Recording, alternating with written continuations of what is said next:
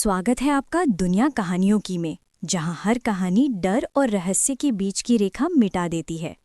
अगर आपको डरावनी कहानियां पसंद हैं तो वीडियो को लाइक करें, चैनल को सब्सक्राइब करें और कमेंट करें कि कहानी कैसी लगी, क्योंकि आज जो आप सुनने जा रहे हैं वो कहानी है पुराना हॉस्टल कमरा नंबर 309 की।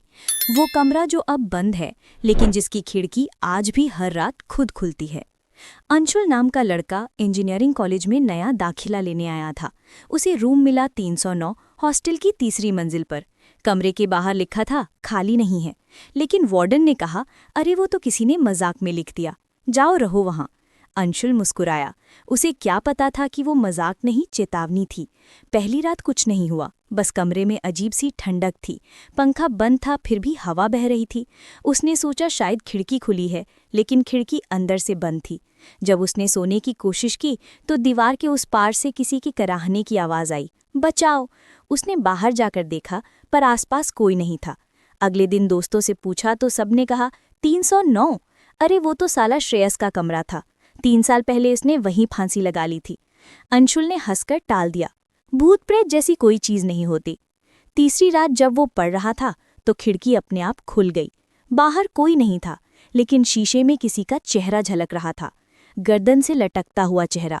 वो डर गया, लाइट ऑन की, मगर कमरा खाली था। उसने सोचा भ्रम है। अगले दिन उसने वार्डन से रूम बदलने की बात कही। वार्डन बोला, सब कमरे फुल हैं, हिम्मत रखो। उस रात अंशुल को नींद नहीं आई। रात के 2 बजे टेबल पर रखी किताब अपने आप खुलने लगी।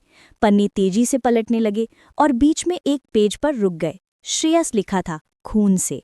उसने किताब फेंक दी और दरवाज़ा खोलने दौड़ा, लेकिन दरवाज़ा अंदर से बंद हो गया। पीछे से किसी ने फुसफुसाया, अब तू मेरी जगह रहेगा। कमरे की लाइट झिलमिलाई और दीवार पर परछाई उभरी। एक लड़का जिसकी गर्दन टेढ़ी थी। अंशुल की सांस रुक गई। वो धीरे धीरे पीछे हटने लगा। अचानक पंखा अपने आप घूमने लगा और टेबल पर रखी रस्सी नीचे गिर पड़ी। उसी रस्सी से श्रेयस ने फांसी लगाई थी। अंशुल चिल्लाया, दरवाज़ा पीटने लगा, लेकिन किसी ने नहीं सुना। सुबह जब दरवाज़ा तोड़ा गया तो कमरा खाली था। बस दीवार पर लिखा था 309 अब भी भरा हुआ है। वार्डन ने वो कमरा बंद करवा दिया, लेकिन आज भी रात को तीसरी मंजिल की खिड़की अपने आप खुल जाती है।